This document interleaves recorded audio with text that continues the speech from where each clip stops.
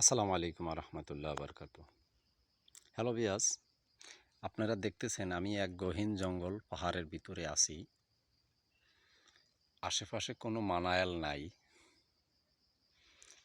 এখানে আমি আসার একটাই কারণ,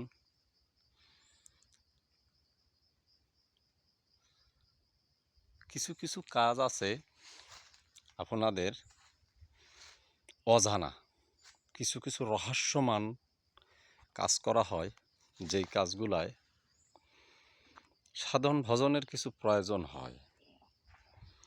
এখানে দেখেন, আমি এই পাহাড়ের ভিতরে দেখেন আমার সঙ্গে আমি আপনাদেরকে ঘুরাইয়ে ঘুরাইয়ে দেখাচ্ছি।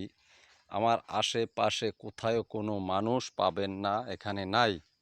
ইনশাল্লাহ আমি একাই এই ভর দুপুরে এখানে শুধু আমি একা। কিছু কিছু কাজ আছে সাধন ভজন করতে হয়, যেই কাজগুলোর জন্য একা পথে একা চলতে হয়। আমার আশেপাশে কিন্তু কোনো মানুষ নাই। এমন একটা জায়গায় আসছি, একেবারে নীরব নিরল।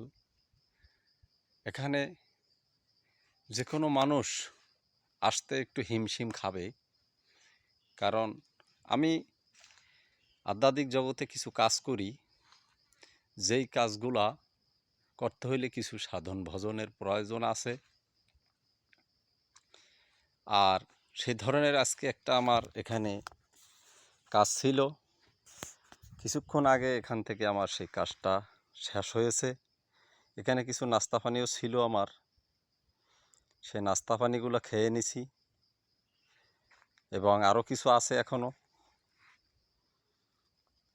এই আধ্যাত্মিক জগতের কাজ যত সস্তা মনে হয় অত সস্তা নয় ভাইয়া।